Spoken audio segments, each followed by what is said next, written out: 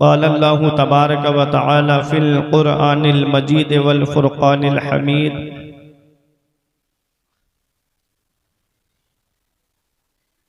अला बिज़िक्रिल्लाहि तत्मइन्नुल क़ुलूब आमन्तु बिल्लाहि सदक़ल्लाहुल अज़ीम व सदक़ रसूलुहुन नबियुल अमीनुल करीम व नहनु अला ज़ालिका लमिनश शाहिदीन व शाकिरीन वल्हम्दुलिल्लाहि रब्बिल आलमीन। आइए हज़रात, हम और आप मिलकर सबसे पहले मुस्तफ़ा जाने रहमत, शम्अ बज़्म हिदायत, काबे के बदरुद्दुजा, तैबा के शम्सुद्दुहा, दाफ़िए जुमला बला, शाफ़िए रोज़े जज़ा, यानी सबसे औला व आला, सबसे बाला व बाला, अपने मौला का प्यारा, दोनों आलम का दूल्हा, जाने मसीहा, रहमत का दरिया, गमज़दों का सहारा, जिस नबी की अज़मत व शान को बयान करते हुए मेरा इमाम फरमाता है, सरवर कहूँ के मालिको मौला कहूँ तुझे, सरवर कहूँ के मालिको मौला कहूँ तुझे, बागे खलील का गुले ज़ेबा कहूँ तुझे, तेरे तो वस्फ़ ऐबे तनाही से हैं बरी, हैरा हूँ मेरे शाह में क्या क्या कहूँ तुझे, आखिर रज़ा ने ख़त्म सुखन इस पे कर दिया, खालिक का बंदा खल्क का आका कहूँ तुझे। तमाम लोग मोहब्बत व अक़ीदत के साथ गुंबद खदरा की जानिब लो लगाकर दुरूद पाक की डालियाँ मोहब्बत की थालियों में इस उम्मीद पर सजाकर पेश करें कि ज़माने से मुसलसल दर्द सुबह शाम मिलता है, दुरूद पाक पढ़ लीजिए बहुत आराम मिलता है। पढ़िए बावाज़ बुलंद, अल्लाहुम्मा सल्ली अला सय्यिदिना व मौलाना मुहम्मदिन व बारिक व सल्लिम सलातुन व सलामन अलैका या रसूल अल्लाह सल्लल्लाहु ताला अलैहि वसल्लम। किल्लते वक्त की तलवार मेरी भी गर्दन पे लटक रही है और इसे आप भी महसूस कर सकते हैं और उलमाए किराम भी महसूस कर सकते हैं, लेकिन प्रोग्राम बड़ी कामयाबी के साथ और बड़ी तरतीब के साथ प्रोग्राम चल रहा है। आप देख रहे हैं मिंबर नूर पे उलमाए किराम का हसीन गुलशन सजा हुआ है, वहीं आप पीराने इज़ाम के नूरानी चेहरे की ज़ियारत भी आप कर रहे हैं। मैं सबका नाम अगर बारी बारी लूँगा तो मेरे 5 मिनट इसी में चले जाएंगे। तवज्जो आप मेरी तरफ दें। इमाम इश्क व मोहब्बत फरमाते हैं, ताजे फ़र्क़े उरफ़ा किसके कदम को कहिए, ताजे फ़र्क़े उरफ़ा किसके कदम को कहिए, सर जिसे बाज दे वो पाँव है किसका तेरा। आसान कर दूं, सर भला क्या कोई जाने के है कैसा तेरा, सर भला क्या कोई जाने के है कैसा तेरा, औलिया मलते हैं आंखें। इंसान का वजूद आप देखिए और उस पर गौर कीजिए। इंसान के जिस्म में सबसे ऊंचा हिस्सा है सर और सबसे नीचा हिस्सा है पैर का तलवा। जिस गौसे आजम की मोहब्बत में आप यहाँ पर आए हो, उस गौसे आजम के सर का मकाम तो बहुत दूर की बात, उनके सीना मुबारका की शान तो अलग, उनके पैर के तलवे की ये शान है। इमाम इश्क व मोहब्बत फरमाते हैं, सर भला क्या कोई जाने के है कैसा तेरा, औलिया मलते हैं आंखें वो है तलवा तेरा, औलिया मलते हैं आंखें वो है तलवा तेरा। और बाज़े अशहब के मरातिब से ये आंखें फिरनी, बाज़े अशहब के मरातिब से ये आंखें फिरनी, देख उड़ जाएगा ईमान का तोता तेरा। और तू घटाए से किसी के ना घटा है ना घटे, तू घटाए से किसी के ना घटा है ना घटे, जब बढ़ाए तुझे अल्लाह ताला तेरा। और मिट गए मिटते हैं मिट जाएंगे आदा तेरे, न मिटा है न मिटेगा कभी चर्चा तेरा, न मिटा है न मिटेगा कभी चर्चा तेरा। और मेरे इमाम का शेर देखें, वरफ़अना लका ज़िक्रक का है साया तुझ पर, वरफ़अना लका ज़िक्रक का है साया तुझ पर, जिक्र ऊंचा है तेरा बोल है बाला तेरा। और मुर्ग सब बोलते हैं बोल के चुप रहते हैं, हाँ असील एक नवा संज रहेगा तेरा। है रज़ा यूं ना बिलक तू नहीं जय्यद तो न हो, सय्यदे जय्यदे हर दहर है मौला तेरा। हज़रात दुरूद पाक पढ़ें, अल्लाहुम्मा सल्ली अला सय्यिदिना व मौलाना मुहम्मदिन व बारिक वसल्लिम सलातों व सलामन अलैका या रसूल अल्लाह सल्लल्लाहु ताला अलैहि वसल्लम। ये खानकाही प्रोग्राम है और ये सिर्फ खानका ही नहीं है, बल्कि आप देखिए यहाँ पर मस्जिद भी है, मदरसा भी है और खानकाह भी है। खुशा मस्जिद मदरसा खानकाहे के दरवे बुबद कीलो काले मोहम्मद। आप उलमाए किराम की तरफ मत देखिए, अगर ये किसी को नवाज देंगे तो समझिएगा कि वो अपने बयान में कामयाब हो रहा है। और ये तवज्जो के साथ सुन रहे हैं तो आप इनकी तरफ तवज्जो दे करके मोहब्बत के साथ सुभान अल्लाह बोलते रहिएगा। ये हमारे खानदान वाले हैं, मिंबरे नूर पे असहाबे कलम बैठे हैं, कौम की आबरू मिल्लत के भरम बैठे हैं। देखने वालों मोहब्बत की नजर से देखो, ये गुलामाने शहंशाहे उमम बैठे हैं। आज जिस दौर में हम जी रहे हैं, इस दौर में दौलत की फरावानी है, पैसे की फरावानी है। अब से आप 30-35 साल पीछे पलट के जाएंगे, 40-45 साल पीछे पलट के जाएंगे तो हमारे बुजुर्ग लोग यहाँ पर मौजूद हैं, ये आपको बताएंगे जितनी दौलत आज है इतनी दौलत पहले नहीं थी, जितना पैसा आज है इतना पैसा पहले नहीं था। आज अक्सर मकान पक्के बने हुए हैं, पहले मकान कच्चे हुआ करते थे। किसी किसी के यहाँ पर पक्का मकान बना हुआ होता था। आज अक्सर घरों में गाड़ी है, कारें हैं, मोटरसाइकिल है। पहले किसी किसी के घर में कार हुआ करती थी, पहले किसी किसी के घर में मोटरसाइकिल हुआ करती थी। अगर कोई राजदूत खरीद के ले आता तो पूरा गांव देखने के लिए आता था। अगर कोई अपने घर में सोफा बनवा लेता तो पूरा गांव देखने के लिए आता था। आज हम फॉर्च्यूनर भी निकाल के ले आए तो कोई देखने के लिए नहीं आएगा। वजह पैसे की फरावानी है, दौलत है, पैसा है, रुपया है, लेकिन सुकून नहीं है। इंसान सुकून की तलाश में है। सुकून मिलेगा कहाँ, आराम मिलेगा कहाँ? किसी ने सोचा सुकून उसके पास है जिसके पास में दौलत है। शहर के सबसे बड़े अमीर आदमी से पूछा, तुम्हारे पास पैसा है, दौलत है, क्या सुकून में हो? बोले, मौलाना जब तक पैसा नहीं आया था इसे पाने के लिए परेशान था, और जब से पैसा आया है यही डर लगा रहता है कि मेरी दौलत चली ना जाए, मेरा पैसा चला ना जाए। पता चला दौलत में सुकून नहीं। किसी ने कहा सुकून उसके पास है जिसके पास इक्तिदार है, पावर है, हुकूमत की कुर्सी है। हमने शहर के सबसे बड़े लीडर से पूछा, तुम्हारे पास पावर है, इक्तिदार है, क्या सुकून में हो? कहते हैं जब तक कुर्सी नहीं आई थी पाने के लिए परेशान था, और जब से कुर्सी आई है बचाने के लिए परेशान हूं। कहीं 5 साल के बाद किसी और के पास ये कुर्सी ना चली जाए। पता चला पावर में भी सुकून नहीं। किसी ने कहा सुकून उसके पास है जिसके पास में औलाद है। एक ऐसे शख्स से बात की जिसकी जवान औलाद थी, बताओ क्या तुम सुकून में हो? कहते हैं मौलाना जब तक औलाद नहीं थी आस्तानों की खाक छान दी थी, कोई पीर नहीं छोड़ा जिससे औलाद के लिए दुआ ना कराई, कोई आलिम नहीं छोड़ा जिससे औलाद के लिए दुआ ना कराई। और जब से ये औलाद हुई है, अब तो जब से ये जियो का सिम चला है, अब तो ये मोबाइल में ही लगी रहती है। कभी कभी औलाद की वजह से बदनामी की दहलीज तक पहुंच जाता हूं।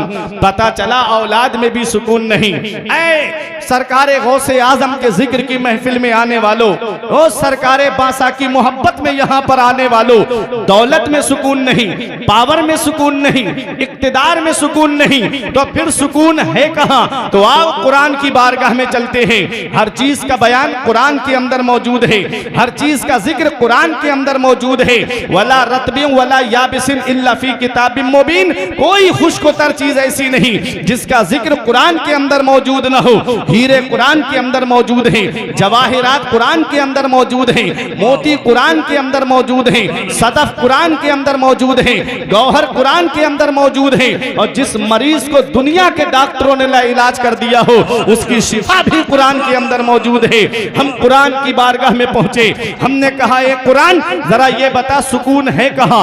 दौलत में सुकून नहीं, पावर में सुकून नहीं, इक्तिदार में सुकून नहीं, औलाद में सुकून नहीं, सुकून है कहां? तो कुरान जवाब देता है, अला कान खोल के सुन लो, दौलत में सुकून नहीं, पावर में सुकून नहीं, इक्तिदार में सुकून नहीं, औलाद में सुकून नहीं, बेजिक्रिल्लाहि तत्मइन्नुल कुलूब, दिलों को चैन मिलता है तो अल्लाह के जिक्र से मिलता है, दिलों को आराम मिलता है तो अल्लाह के जिक्र से मिलता है। ना दौलत से, ना दुनिया से, ना घर आबाद करने से तसल्ली दिल को मिलती है, खुदा को याद करने से तसल्ली दिल को मिलती है, खुदा को याद करने से। सुभान अल्लाह, सुभान अल्लाह। दिलों को चैन अल्लाह के जिक्र से मिलता है, दिलों को आराम अल्लाह के जिक्र से मिलता है।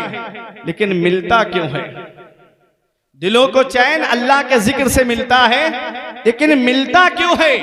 तवज्जो के साथ सुनिएगा।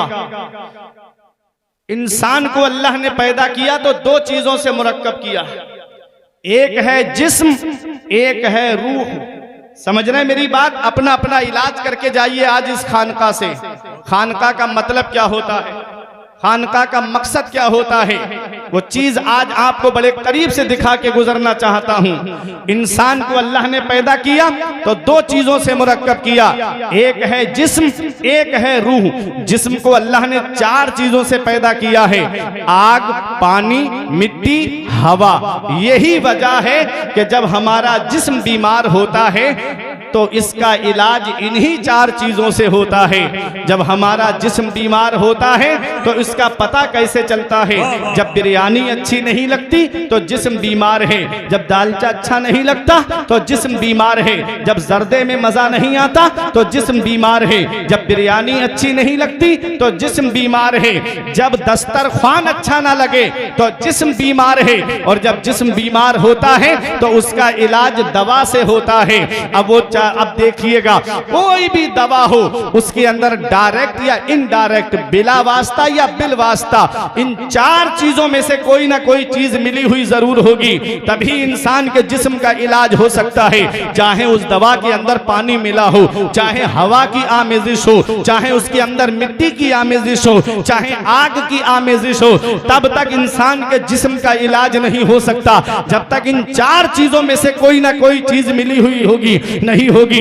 ऐ मेरे प्यारे मुसलमानों, पता चल गया कि जब जिस्म बीमार होता है तो उसका इलाज दवा से होता है। जिस्म बीमार है, पता कैसे चलेगा? तो पता चला कि जब दस्तरख्वान अच्छा नहीं लगता तो जिस्म बीमार है। एक जुमला भी मिस नहीं होना चाहिए, तवज्जो दीजिएगा। जिस्म बीमार है तो पता चला इलाज दवा से होगा, और जब रूह बीमार होती है तो उसका इलाज कैसे होता है? अब आप कहोगे बरेली शरीफ की सरजमीन से आने वाला ये पतला दुबला मौलवी एक जिस्म के अंदर दो चीजें बीमार बता रहा है, जिस्म अलग बीमार हो रहा है, रूह अलग बीमार हो रही है। हाँ, मैं कुरान से साबित कर सकता हूं कि जिस्म अलग बीमार होता है, रूह अलग बीमार होती है। जब जिस्म बीमार होता है तो उसका पता चल जाता है कि जब दस्तरख्वान अच्छा नहीं लगता तो जिस्म बीमार है, और जब रूह बीमार होती है तो उसका पता कैसे चलता है? अरे जब इंसान का नमाजों में दिल ना लगे तो उसकी रूह बीमार बीमार है जब रोजे रखना अच्छा ना लगे तो रूह बीमार है जब मालिक निसाब होने के बावजूद ज़कात देना अच्छा ना लगे तो रूह बीमार है जब साहिब इस्तिताअत होने के बावजूद हज को जाना अच्छा ना लगे तो रूह बीमार है। तवज्जो के साथ सुने, जब झूठ बोलना अच्छा लगे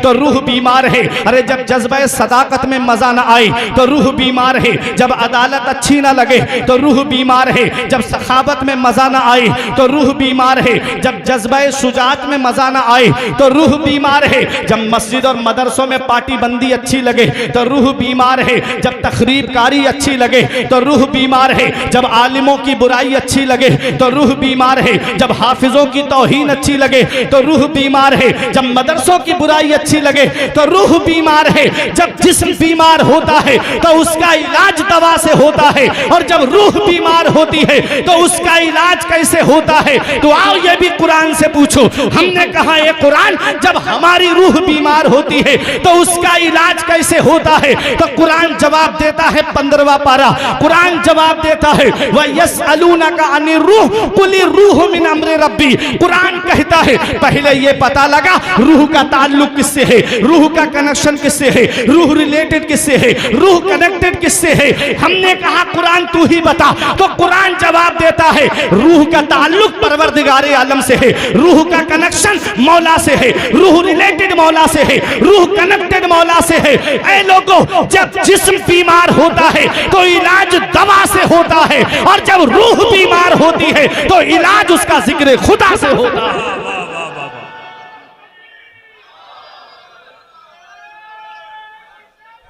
या रसूल अल्लाह, माशाअल्लाह माशाअल्लाह माशाअल्लाह माशाअल्लाह, क्या क्या क्या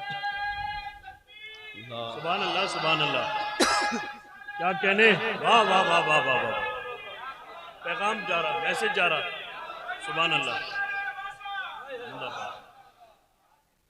माशाअल्लाह माशाअल्लाह माशाअल्लाह। जब जिस्म बीमार होता है तो इलाज दवा से, और जब रूह बीमार होती है तो इलाज जिक्र खुदा से। उसके लिए मस्जिद में आना पड़ेगा, उसके लिए खानकाह से जुड़ना पड़ेगा। यही वजह है कि हमारे बुजुर्ग पहले जब किसी को मुरीद करते थे तो उसको हल्का जिक्र में बिठाते थे। मेरे आका से पूछा गया अय्यो जिक्रिन अफजलो या रसूल अल्लाह, या रसूल अल्लाह सबसे अफजल जिक्र क्या है? आका फरमाते हैं अफजलु जिक्र ला इलाहा इल्लल्लाह, ला इलाहा इल्लल्लाह मुहम्मदुर रसूलुल्लाह सल्लल्लाहु अलैहि वसल्लम। ला को खींच कर जब इल्लल्लाह पे गिराते हैं तो ये गुनाहों की वजह से दिल पे जो सिहाई आ जाती है, ये कलमे शरीफ की ज़र्ब की बरकत से दिल की सिहाई दूर हो जाती है, और उसका दिल जो है वो नबी की मोहब्बत का मदीना बन जाता है। न दौलत से, न दुनिया से, न घर आबाद करने से तसल्ली दिल को मिलती है, खुदा को याद करने से। अब कितनी बातें मैंने बता दी, सुन रहे हैं आप, तवज्जो है। इंसान को अल्लाह ने पैदा किया दो चीजों से मुरक्कब किया, जिस्म और रूह। जिस्म को चार चीजों से पैदा किया, आग, पानी, मिट्टी, हवा। रूह हुक्म रब का नाम है। रूह अल्लाह के हुक्म से एक शय है। रूह मरती मिटती नहीं है, रूह मरती मिटती नहीं है, रूह बदन से निकाल ली जाती है। अब रूह की अलग अलग जगह हैं, जैसा जिसका मकाम, जैसा जिसका मर्तबा, वैसे ही उसको वो जगह मिलती है। किसी की रूह आला इल्लीन में है, किसी की आलम बरज़ख में है, किसी की पहले आसमान पे, किसी की चाहे जमजम पे, किसी की रूह उसकी कब्र पे। अलग अलग जगह है रूह के लिए। अब रूह में भी दो बातें हैं, एक है रूह और एक है रूहानियत। समझ रहे हैं? एक है रूह और एक है रूहानियत। रूह तुम्हारे अंदर भी है और रूह हमारे अंदर भी है। लेकिन आज इस दुनिया का जायजा लेते हैं तो वो बाप जो अपनी औलाद की खातिर कभी आस्तानों की खाक छानता है, कभी आलिमों के घरों के चक्कर लगाता है, अगर वही बाप रज़ाए इलाही से दुनिया से चला जाए तो औलाद 1-2 साल में बाप की कब्र को भूल जाती है। अगर औलाद दुनिया से चली जाए तो बाप 1-2 साल में अपनी औलाद की कब्र को भूल जाता है। भाई दुनिया से चला जाए तो भाई भाई की कब्र को भूल जाता है। रिश्तेदार दुनिया से चला जाए तो रिश्तेदार रिश्तेदार की कब्र को भूल जाता है। पड़ोसी दुनिया से चला जाए तो पड़ोसी पड़ोसी की कब्र को भूल जाता है। लेकिन क्या वजह है कि गौसे आजम को पर्दा किए हुए कितने साल हो गए? 561 में गौसे आजम ने विसाल फरमाया है और 470 में गौसे आजम पैदा हुए हैं। आपको आसान करके बता दूं तो गौसे आजम की विलादत का जो अदद है वो इश्क है, और गौसे आजम की जो उम्र शरीफ का अदद है वो कमाल है। आप इश्क के अदद निकाल के देखेंगे, यहाँ कुछ उलमा ऐसे हैं जो तावीज की लाइन से जुड़े हुए होंगे, कुछ ऐसे हैं जो इल्मुल आदाद जानते होंगे।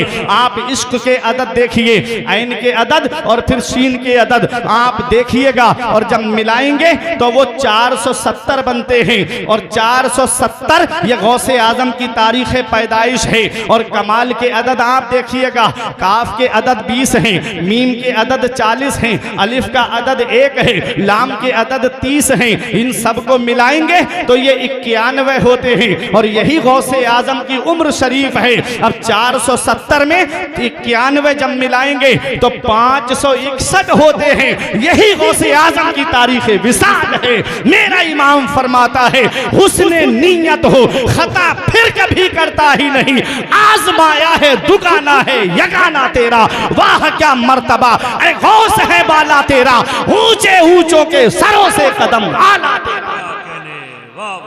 कौन गौसे आजम है? सरकार गौसे आजम को पर्दा किए हुए कितने साल गुजर गए, लेकिन आज हम गौसे आजम का जिक्र कर रहे हैं। यहाँ पर पिछली साल भी आप गौसे आजम का जिक्र सुनने आए, हम भी गौसे आजम का जिक्र यहाँ पर करने के लिए आए। ये उलमा गौसे पाक का जिक्र करने आए, आप यहाँ गौसे आजम का जिक्र सुनने आए। कितने साल हो गए, आज तक हम गौसे आजम को नहीं भूले, आज तक हम गरीब नवाज को नहीं भूले, आज तक हम वारिसे पाक को नहीं भूले, आज तक हम मदारे पाक को नहीं भूले, आज तक हम हुजूर वारिसे पाक को नहीं भूले, आज तक हम हुजूर सैयद सालार मसूद गाजी को नहीं भूले, आज तक हम हुजूर सैयद शाह अब्दुल रज़्ज़ाक बासवी को नहीं भूले, आज तक हम शेख सारंग को नहीं भूले, आज तक हम शाह मीना को नहीं भूले, आज तक हम आला हजरत को नहीं भूले, आज तक हम मुफ्ती आजम को नहीं भूले, आज तक हम ताजुश शरिया को नहीं भूले, आज तक हम मशाइख मसौली को नहीं भूले, आज तक हम मशाइख बिलग्राम को नहीं भूले, आज तक हम मशाइख महरेरा को नहीं भूले। क्या वजह है? तो सुनो, दुनिया से जाने वाले तो बहुत है, कोई अपने बाप को खुश करके जाता है, कोई घर वालों को खुश करके जाता है, कोई रिश्तेदारों को खुश करके जाता है। ये अल्लाह वाले दुनिया से गए हैं, ये अल्लाह को राजी करके गए हैं, उसके रसूल को राजी करके गए हैं। जो अल्लाह को राजी करके जाता है, अल्लाह उसका नाम मिटने नहीं देता है, अल्लाह उसका नाम लोगों के दिलों में डाल देता है। कौन गौसे आजम है? अल्लाह रब्बुल इज्जत ने 18,000 मखलूकात को पैदा फरमाया। उन तमाम मखलूकात में अल्लाह रब्बुल इज्जत ने सबसे बड़ा मकाम, सबसे बड़ा मर्तबा जिस जमात को अता फरमाया है वो अंबियाए किराम की जमात है। और अंबियाए किराम में सब बराबर नहीं, सबसे बड़ा रुतबा, सबसे बड़ी शान जिसे अता फरमाई वो हमारे नबी मोहम्मद रसूलुल्लाह सल्लल्लाहु अलैहि वसल्लम की जात है। हमारे नबी को वो मकाम अता फरमाया। इमाम इसको मोहब्बत फरमाते हैं, सबसे औला व आला हमारा नबी, सबसे बाला व बाला हमारा नबी, खल्क से औलिया, औलिया से रसूल, सब रसूलों से आला हमारा नबी। कर्नो बदली रसूलों की होती रही, चांद बदली का निकला हमारा नबी। अंबियाए किराम को जो खुसूसियतें अलग अलग अल्लाह ने अता फरमाई वो सब, बल्कि उससे कहीं ज्यादा खुसूसियतें अल्लाह ने अपने महबूब को अता फरमाई। हुस्ने यूसुफ दमे ईसा यते पैजादारी, आंचे खूबा हमा दारंद तू तन्हादारी। आला हजरत पुकार उठे, लम यअति नजीरो कफी नजरिन, मिसले तू न शुद्ध पैदा जाना। जग राज को ताज तोरे सरसो है, तुझको शहे दो सरा जाना।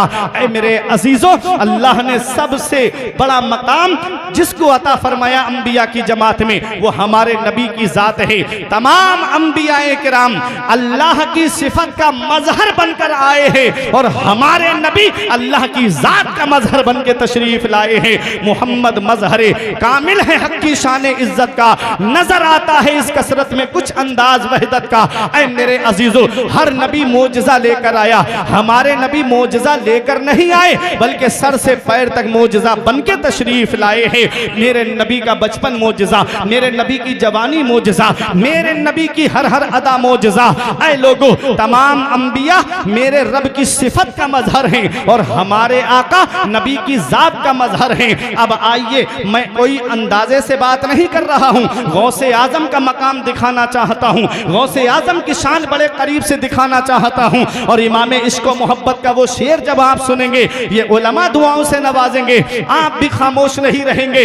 अल्लाह ने तमाम वलियों को भेजा है, हर वली करामत लेकर आया है और सरकार गौसे आजम करामत लेकर ही नहीं आए हैं बल्कि सर से पैर तक करामत बन के तशरीफ लाए हैं। गौसे आजम माँ के शिकम में है तो करामत, और हल्का सा दर्द उठने लगे तो करामत। माँ का अगर दिल करे किसी फल को खाने का और उस पर जहरीला बिच्छू या सांप बैठा हो, उस वक्त माँ के पेट में दर्द उठे, ये भी करामत। गौसे आजम का बचपन करामत है, गौसे आजम की जवानी करामत है। क्यों? गौसे आजम की हर हर अदा करामत है। तो सुनो, जितने वली हैं वो सब मेरे नबी की सिफत का मजहर है और गौसे आजम मेरे नबी की जात का मजहर है। सरकार गौसे आजम फरमाते हैं, कुल्लो वलिय्लहु कदम व इन्नी अला कदमिन नबी बदरिल कमाली। हर वली किसी ना किसी नबी के नक्शे कदम पे होता है और मैं मदीने वाले मुस्तफ़ा के नक्शे कदम पे हूँ, मैं मदीने वाले मुस्तफ़ा के नक्शे कदम पे हूँ। आओ जरा देखो,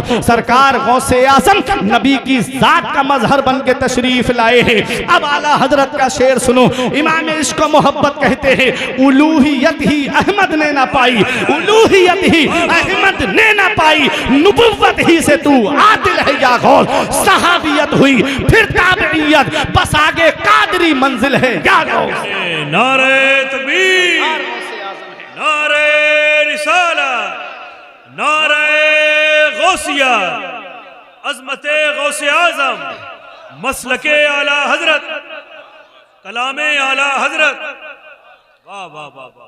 उलूहियत ही अहमद ने ना पाई, नुबुव्वत ही से तू आतिल है या गौस। सहाबियत हुई फिर ताबईयत, बस आगे कादरी मंजिल है या गौस। तलब का मुंह तो किस काबिल है या गौस, मगर तेरा करम शामिल है या गौस।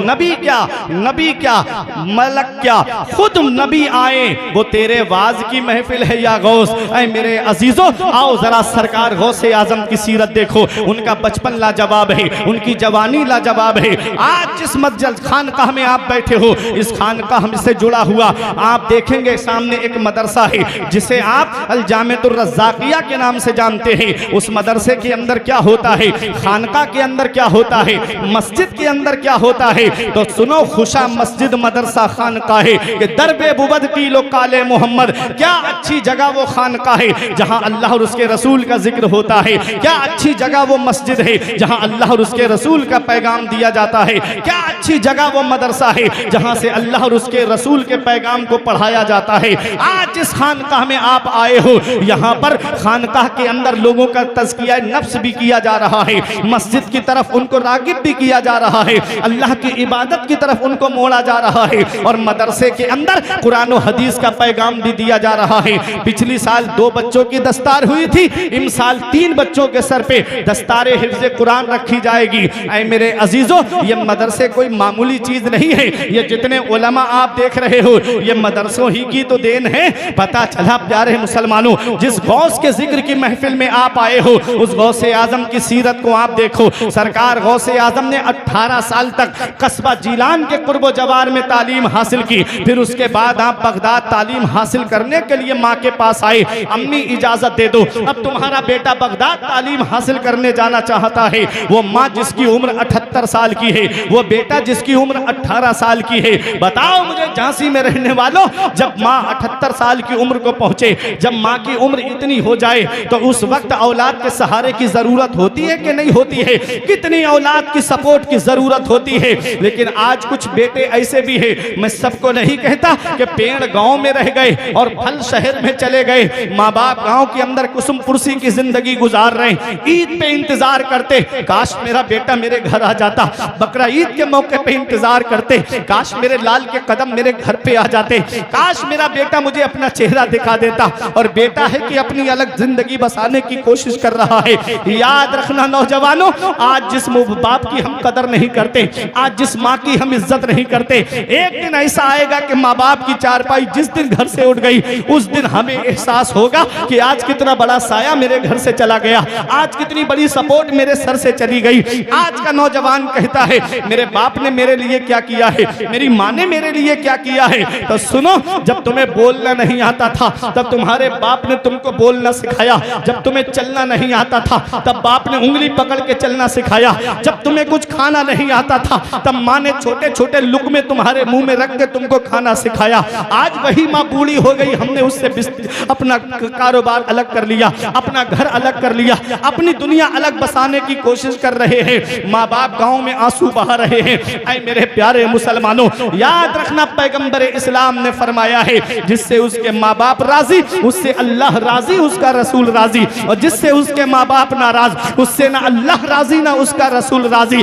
घर में रूठे हुए माँ बाप को मना लो, इधर माँ बाप एक एक पैसे की दवाई के लिए परेशान और बेटा है कि नैनीताल की सैर कर रहा है, इधर माँ बाप एक एक पैसे की दवाई के लिए परेशान, उधर बेटा दार्जिलिंग शिमला मसूरी कश्मीर की सैर कर रहा है, इधर माँ बाप एक एक पैसे के लिए परेशान, उधर बेटा अजमेर की बड़ी देग में पैसे डाल कर आ रहा है। याद रखना, इतनी जल्दी तेरे लिए न किसी मौलाना की दुआ कबूल होगी जितनी जल्दी औलाद के हक में उसके माँ बाप की दुआ कबूल होती है। कारोबार में बरकत नहीं होती तो माँ बाप से दुआएं कराओ, अगर तुम्हारे घरों को मुसीबत ने घेर लिया है तो माँ बाप की दुआएं कराओ। याद रखना, मेरे सर से मेरी सारी मुसीबत डाल देती है मेरी माँ, मेरे दामन में दुआएं डाल देती है। परेशान हो अंधेरों से तो जाओ माँ के कदमों में, वो जब चाहे मुकद्दर में उजाले डाल देती है। वाह वाह वाह वाह वाह, ये माँ बाप है, वाह वाह वाह वाह, ये माँ बाप है। 15वां पारा है, अल्लाह फरमाता है वक़ज़ा रब्बुका अल्ला तअबुदू इल्ला इय्याहु व बिल वालिदैनि इहसाना इम्मा यबलुगन्ना इंदकल किबरा अहदुहुमा औ किलाहुमा फला तकुल लहुमा उफ़्फ़िन वला तनहरहुमा व कुल लहुमा कौलन करीमा। हुक्म दिया तेरे रब ने कि अपने रब के सिवा किसी की बंदगी ना करो और अपने माँ बाप के साथ हुस्न सलूक करो। ये उलमा तशरीफ फरमा है, आप इनसे पूछ लीजिए, पूरे कुरान में अल्लाह ने कहीं नहीं फरमाया व बिल वालिदै इहसाना कि सिर्फ बाप के साथ एहसान करना है, या वबिल वालिदा एहसाना कि सिर्फ माँ के साथ एहसान करना है। अल्लाह ने जहां भी कुरान में फरमाया वबिल वालिदैन एहसाना, माँ बाप के साथ हुस्न सलूक करना है, उनमें फर्क मत करना, उनके दरमियान तफरीक मत करना। हमारे माँ बाप हमारे लिए हमारी दोनों आंखों की तरह हैं। ऐ मेरे प्यारे मुसलमानों, जैसे दूसरा काबा नहीं है, जैसे दूसरा गुंबद खजरा नहीं है, ऐसे ही दूसरे माँ बाप नहीं है। या रसूल अल्लाह, जिंदाबाद जिंदाबाद, अल्लाह जिंदाबाद, सुभान अल्लाह, जिंदाबाद, माशाअल्लाह माशाअल्लाह, सुभान अल्लाह सुभान अल्लाह। माँ बाप, अल्लाह फरमाता है इम्मा यबलुगन्ना इंदकल किबरा अहदुहुमा व किलाहुमा फला तकुल लहुमा उफ़्फ़िन वला तनहरहुमा व कुल लहुमा कौलन करीमा, कि जब वो दोनों बुढ़ापे को पहुंच जाएं या उनमें का कोई एक बुढ़ापे को पहुंच जाए, फला तकुल लहुमा उफ़, तो उन्हें उफ़ भी नहीं कहना। डांटना बहुत दूर की बात, झिड़कना बहुत दूर की बात, तेज तर्रारी से बात करना तो बहुत दूर की बात, उफ़ भी नहीं कहना है माँ बाप से।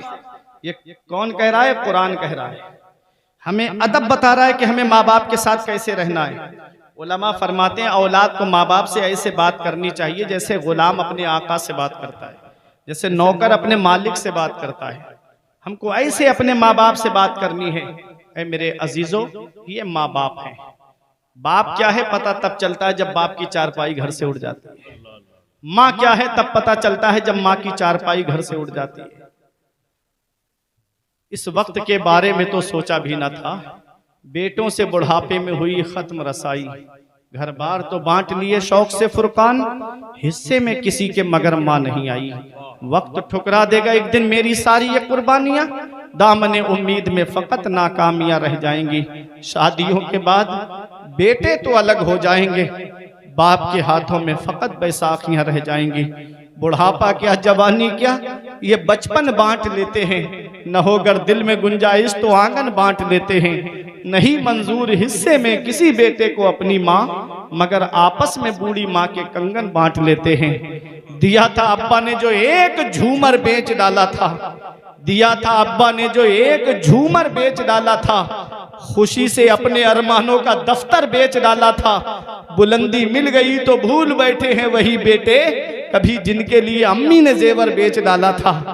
बुलंदी मिल गई तो भूल बैठे हैं वही बेटे, कभी जिनके लिए अम्मी ने जेवर बेच डाला था। आंखें खराब हो गई औलाद पालकर, औलाद बात करती है आंखें निकाल कर। जीते जी बाप का जो चश्मा ना ला सके, मरने के बाद आते हैं बेटे जहाज से। ऐ मेरे अजीजों, ये माँ बाप अल्लाह की बहुत बड़ी नेमत है। बाप क्या है इसका पता तब चलता है जब हम खुद बाप बनते हैं। जब हमारी खुद की औलाद होती है ना, तब हमें एहसास होता है कि आज कितना बड़ा साया हमारे सर से चला गया। जब बाप हम खुद बनते हैं तब एहसास होता है कि आज हमारे ऊपर कितनी बड़ी जिम्मेदारी आ गई। मेरे अजीजों, मैं इस तरफ नहीं जाऊंगा, सिर्फ करीब से गुजर के जाना चाहता हूं। आज हमारी औलाद बीमार पड़े, हमारी रातों की नींदें उड़ जाती हैं। हम झांसी के डॉक्टरों को दिखाते, फायदा नहीं होता, तो कोई दिल्ली लेके जाता है, कोई मुंबई लेके जाता है। क्या कहते हो डॉक्टर साहब, जमीन बिके तो बिक जाए, मकान बिके तो बिक जाए, प्रॉपर्टी चली जाए, लेकिन मेरी औलाद को कुछ नहीं होना चाहिए। आज वही बाप हमारा बूढ़ा हो गया है, तो हम ये कैसे भूल गए कि आज हमारी औलाद बीमार पड़ी, हम परेशान हो गए। कभी हम भी तो बचपन में बीमार पड़े होंगे। तो यही हमारा बूढ़ा बाप है जिसकी आज खांसी हमें अच्छी नहीं लगती, हमें डॉक्टरों के पास लेकर गया, हमें तबीबों के पास लेकर के गया। ऐ लोगों, मौलाना इमाम गजाली का कौल है या मौलाना रूम का, कहते हैं कि पहली मोहब्बत है माँ बाप की जो दुनिया में बदला मांगती है। अगर तुम अपने माँ बाप के साथ भलाई करोगे तो तुम्हारी औलाद तुम्हारे साथ भलाई करेगी। अगर तुमने अपने माँ बाप के साथ भलाई नहीं की तो बुढ़ापे में ये उम्मीद लगा के मत बैठना कि तेरी औलाद तेरा सहारा बन जाएगी। सरकार गौसे आजम की वालदा ने अपने एहसान नहीं गिनाए, बेटा तू बुढ़ापे में मुझे छोड़ के जा रहा है, जब मुझे तेरी सपोर्ट की जरूरत है तब तू मुझे छोड़ के जा रहा है। गौसे आजम की वालदा इल्म हासिल करने बगदाद भेज रही हैं, और सरकार गौसे आजम ने कितनी परेशानियां उठाई। आज अगर किसी का लड़का फौज में भर्ती हो जाए तो मोहल्ले के लोग कहते हैं उसने मेहनत भी तो बहुत की है, इसलिए उसको ये मकाम मिलना चाहिए। एजेपी अब्दुल कलाम साहब ने मेहनत की और एक मिसाइल दी हिंदुस्तान को, तो लोग कहते हैं उन्होंने मेहनत भी तो बहुत की है। रातों में जागे हैं वो, उन्होंने दिन का चैन अपना खराब करके तब इतना बड़ा तोहफा हिंदुस्तान को दिया है। आज अगर कोई डॉक्टर बन जाए तो लोग कहते हैं रातों में उसने पढ़ाई की है, बड़ी मेहनतें की है उसने, इसलिए उसे ये मकाम मिलना चाहिए। अगर कोई इंजीनियर बन जाए तो लोग कहते हैं उसने मेहनत की है, उसे ये मकाम मिलना चाहिए। आज जब हम कहते हैं कि गौसे आजम को अल्लाह ने वलियों का सरदार बनाया है, तो लोग कहते हैं वो वलियों के सरदार कैसे हो सकते हैं। हमने कहा गौसे आजम की मेहनतें भी तो देखो, गौसे आजम का जागना भी तो देखो। गौसे आजम ने दौरान तालिबे इल्म में इतनी परेशानियां उठाई। हम मदरसा जाएं पढ़ने के लिए तो कोई हाफिज बनता है, कोई कारी बनता है, कोई आलिम बनता है, कोई मुफ्ती बनता है। सरकार गौस पाक फरमाते हैं दरस्तुल इल्मा हत्ता सिरतो कुतबा, मैंने इल्म हासिल किया, अल्लाह ने मुझे कुतुब बना दिया। मैंने इल्म हासिल किया, अल्लाह ने मुझे कुतुब बना दिया। पता चला सरदारी इल्म से मिलती है, बुलंद रुतबा इल्म से मिलता है, बुलंद मकाम इल्म से मिलता है, बुलंद अजमत इल्म से मिलती है। सरकार गौसे आजम ने इल्म हासिल किया, अपने वक्त के आलिम फाजिल मुफ्ती बने। मज़ाहिबे अरबा के एतबार से गौसे आजम फतवा दिया करते थे। अगर इमाम आजम का मानने वाला फतवा लेकर आता तो फिक़्ह हनफी के मुताबिक गौसे आजम आजम सवाल का जवाब देते। अपने वक्त के मुफ्ती आजम है गौसे आजम, अपने वक्त के मुफस्सिरों के इमाम है गौसे आजम, अपने वक्त के मुहद्दिसों के इमाम है गौसे आजम। कितना इल्म हासिल किया गौसे आजम ने। आज हम सिर्फ करामतें सुनते हैं उनकी, लेकिन आओ जमीन से जुड़ के देखो कैसे काम किया गौसे आजम ने।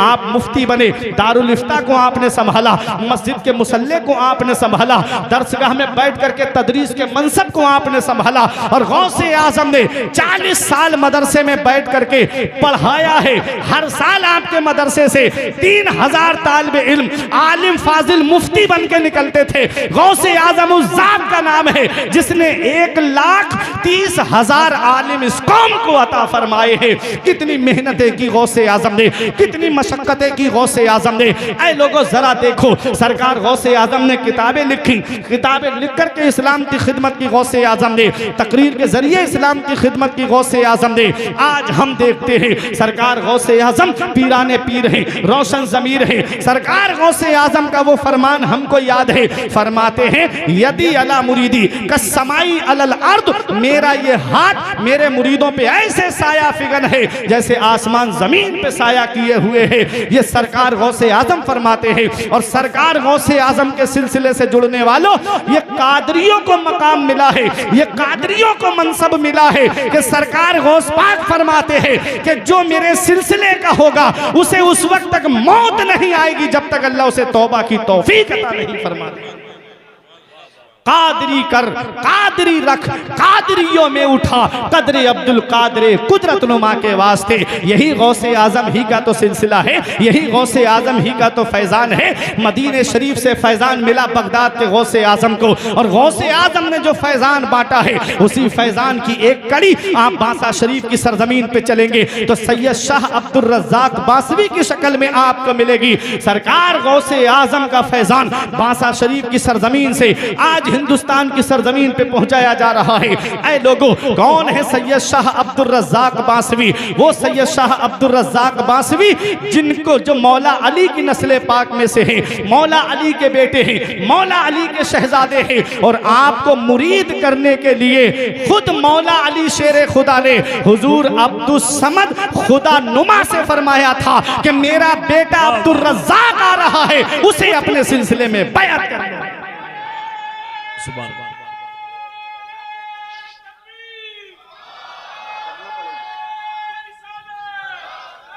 माशाअल्लाह, सुभान अल्लाह, बहुत अच्छा रहा, सुभान अल्लाह, जिंदाबाद,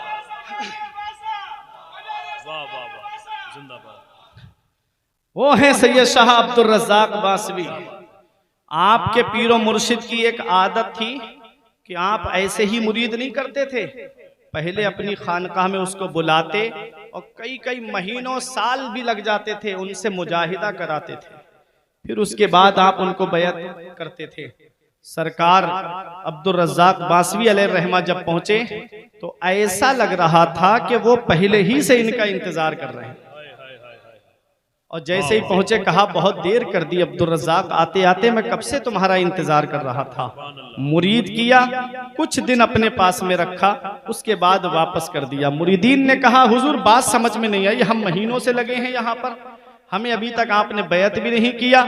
और ये जो आए हैं सिपाही वाला लिबास पहनते थे सैयद शाह अब्दुल रज़्ज़ाक बासवी उस वक्त, कहा ये जो सिपाही वाला लिबास पहन के आए हैं इनको आपने जो है तमाम सलासिल की खिलाफत और इजाज़त भी दे दी और बहुत जल्दी आपने इनको अपने यहाँ से रुखसत भी कर दिया। तो हुजूर अब्दुल समद खुदा नुमा ने क्या फरमाया? फरमाया जो चीज तुमको महीनों में मुजाहिदा करने से हासिल होती है वो चीज इनको घोड़े की पीठ पर ही अल्लाह ने अता फरमा दी है। घोड़े की सवारी करते थे, सुभान अल्लाह। सैयद शाह अब्दुल रज़्ज़ाक बासवी, मौलवी इतनी जल्दी किसी का दामन नहीं पकड़ता है, इतना याद रखना। और वो भी काबिल मौलवी हो तब तो और जल्दी दामन नहीं पकड़ता। और वो भी ऐसा मौलवी के जिसके इल्म का गलगला मुल्क अरब में भी हो और जिनके आबा व अजदाद की किताबें लिखी हुई आज भी बड़े बड़े उलमाए किराम को हल नहीं कर मिलेंगी। इतना बड़ा मौलवी जिसने जो बानिए दरसे निजामी हो हिंदुस्तान की सरजमीन पे, इतना बड़ा आलिम, जिसको मुल्ला कहा जाए। अब तो मुल्ला तमस्खुर के तौर पे बोला जाता है, हर दाढ़ी वाले को मुल्ला जी कह देता है आदमी, लेकिन उस दौर में मुल्ला उसे कहा जाता था जो अल्लामतुद्दहर होता था, जो बहुत बड़ा आलिम होता था, उसे मुल्ला कहा जाता था। मुल्ला जीवन, मुल्ला जलाल, मुल्ला निजामुद्दीन फिरंगी महली, मुल्ला अली कारी, बड़े बड़े आलिम। मुल्ला निजामुद्दीन जब मुरीद हो गए सरकारे बांसा से, तो उनके परिवार वालों ने कहा, कहां तुम एक उम्मी महज के हाथों में हाथ दे के चले आए, इतने बड़े आलिम हो, इतने काबिल हो। सरकारे बांसा ने जो मदरसे की तालीम है वो बराए नाम हासिल की, लेकिन अल्लाह ने उनको इल्म लदुन्नी अता फरमाया, ऐसा इल्म अता फरमाया। झांसी में रहने वालों, कुर्बो जवाहर से आने वालों, इस खानकाह रज़्ज़ाकिया से एक पैगाम लेके जाओ। इतना इल्म, उनकी तो शान अलग है। जब कोई मौलवी उनका इम्तिहान लेने के लिए बांसा शरीफ आता, तो उनके जो मुरीद खेतों में काम करते थे, रास्ते में उनसे बात हो जाती तो वो उन आलिमों के सवालों का जवाब दे दिया करते थे। इतनी बड़ी शान सैयद शाह अब्दुल रज़्ज़ाक बांसवी की, बड़े बड़े मसाइल हल कर दिए आपने। मुल्ला निजामुद्दीन फिरंगी महली से सिर्फ इतना पूछा था, मौलाना जौहर किसे कहते हैं? उनको ऐसा लग रहा था कि मेरे पास मेरा इल्म है ही नहीं, और कैसे हो, ये है किसके रूहानी बेटे, ये सिलसिला कौन सा है, इसमें फैज कहां से आया है? अरे सरकार गौसे आजम की बारगाह में जब 100 आलिम इम्तिहान के लिए आगे आकर के बैठे, तो गौसे आजम ने जब निगाहे जलाल डाली तो इल्म उनका खत्म हो गया। फिर उसके बाद सबको एक ही बात दीगरे बुलाया, सीने से लगाया, सब अपनी जगह आराम से बैठ गए। फरमाया तुम्हारा सवाल ये है, उसका जवाब ये है। आलिम कदमों पे लौट के कह रहे थे, हुजूर आज हम जान गए कि आपका कब्जा दिलों पर भी है, आप दिलों पर भी कब्जा जमाए हुए हैं। और गौसे आजम ने फरमाया था कि लोगों के दिल मेरी हथेली पर रख दिए गए हैं, मैं जिधर चाहता हूं उधर मोड़ देता हूं। आला हजरत पुकार उठे, हुक्म नाफिज है तेरा, खामा तेरा, सैफ तेरी, दम में जो चाहे करे, दौर है शाह तेरा। ये वही तो फैज आया है बांसा शरीफ की सरजमीन पर, गौसे आजम ही का तो फैजान आया है बांसा शरीफ की सरजमीन पर। मुल्ला फिरंगी महल ने जब पूछा हजरत सैयद शाह अब्दुल रज़्ज़ाक बांसवी ने, मौलाना जौहर किसे कहते हैं? उन्हें लगा कि मुझे इसका सवाल का जवाब पता ही नहीं है। फिर आपने उनको मुरीद किया, और वही तारीख बताती उनके भाई जो थे, तो बांसा शरीफ के हुजूर सैयद शाह अब्दुल रज़्ज़ाक बांसवी के मकाम और मर्तबे के कायल नहीं थे। वो कहते थे कि तुम कहां जाकर के मुरीद हो गए अपने भाई से, लेकिन तारीख बताती है जब वो बांसा शरीफ की सरजमीन पर गए, तो सैयद शाह अब्दुल रज़्ज़ाक बांसवी के दरवाजे पे 3 दिन और 3 रात बैठे रहे। हुजूर सरकारे बांसा ने उनसे बात नहीं की, मिन्नत समाजत करने लगे, हुजूर मुझे मुरीद कर लीजिए। जब आप बाहर तशरीफ लाए तो आपने कहा मेरे पास क्या है, मैं तुम्हें कैसे मुरीद करूं? कहा हुजूर माफ कर दीजिए। वही उस वक्त सरकारे बांसा ने फरमाया, मैं तुम्हें मुरीद लखनऊ में जाकर के करूंगा। उस वक्त घोड़े की जीन साइज जो लेकर के चलता था वो आया नहीं था। सरकारे बांसा ने कहा अभी नहीं जा सकता। कहा क्यों? कहा कि जो घोड़े का सामान लेके चलता है आगे आगे दौड़ता हुआ, वो अभी आया नहीं है। तो मुल्ला निजामुद्दीन फिरंगी महली के भाई ने कहा हुजूर मैं वो सामान ले लेता हूं। अपने सर पे लेकर के आगे आगे दौड़ते हुए चल रहे थे, और सरकारे बांसा घोड़े पे सवार होकर के चल रहे थे। वही दुनिया वालों ने मंजर देखा कि वही मुल्ला निजामुद्दीन फिरंगी महल और उनके भाई जब सरकारे बांसा पालकी में बैठते थे, तो अपना एक कांधा एक भाई दे देता और दूसरा कांधा दूसरा भाई दे देता। और मैं अपनी जुबान में यूं कहूं तो बेजा नहीं होगा, दोनों भाई यही कहते थे, मेरे दिल की जबी पर है कदम ज़हरा के बेटों का, मेरे दिल की जबी पर है कदम ज़हरा के बेटों का, मेरी नस्लों पे है दस्ते कदम ज़हरा के बेटों।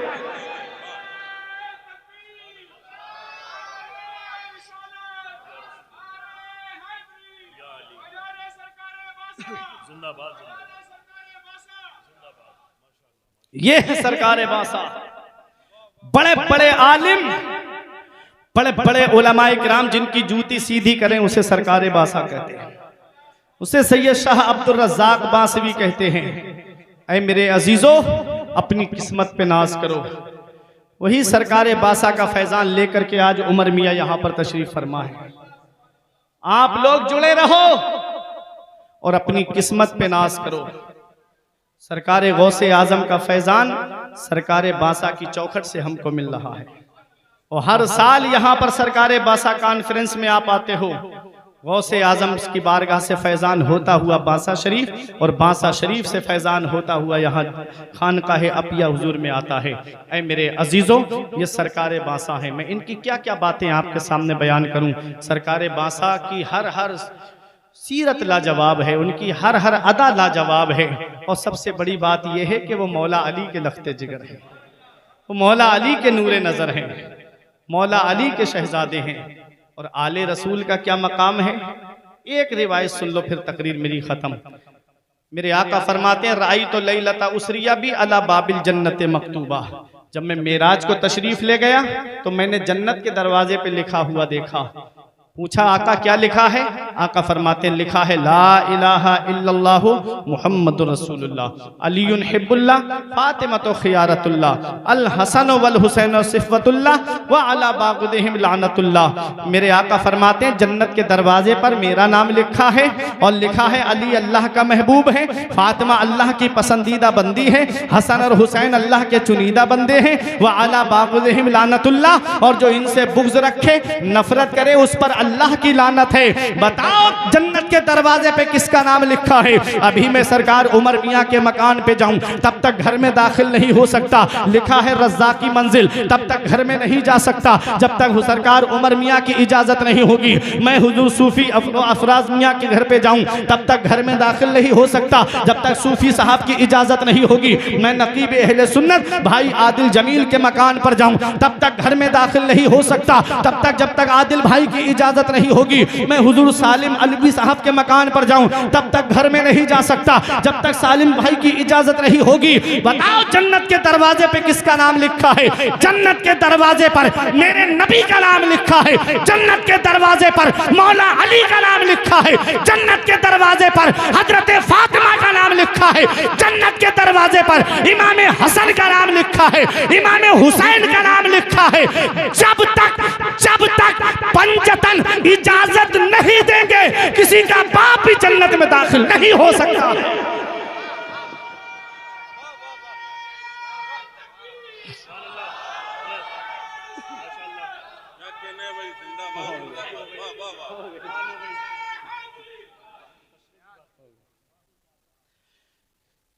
इसीलिए कहा बाग जन्नत के हैं बहरे मदह खाने अहले बैत तुमको मुजदा नार काए, दुश्मनाने अहले बैत उनकी पाकी का खुदाए पाक करता है बयां। आया ततहीर से जाहिर है शाने अहले बैत और बेअदब गुस्ताख फिरके को सुना दे ऐ हसन, यूं कहा करते हैं सुन्नी दास्ताने अहले बैत। सादात से जुड़े रहो, सैयदों से जुड़े रहो, सादात की मोहब्बत काम आएगी। कयामत के दिन सारे हस्ब नसब खत्म हो जाएंगे। आका फरमाते मेरा नसब बाकी रहेगा, मेरा खानदान बाकी रहेगा। मैंने आयत पढ़ी अला बिज़िक्रिल्लाहि तत्मइन्नुल कुलूब, दिलों को चैन अल्लाह के जिक्र से मिलता है, दिलों को राहत अल्लाह के जिक्र से मिलती है। मदरसों के अंदर, मस्जिदों के अंदर, खानकाहों के अंदर यहाँ कालर रसूल और काल अल्लाह का पैगाम दिया जाता है। दिलों को चैन अल्लाह के जिक्र से मिलता है, न दौलत से, न दुनिया से, न घर आबाद करने से। तसल्ली दिल को मिलती है खुदा को याद करने से। परवरदिगार आलम की बारगाह में दुआ है मेरे कुछ अर्ज करने में सबकत लिसानी की वजह से या बतकाज़ाए बशरियत कोई गलती हुई हो तो मौला मुझे माफ़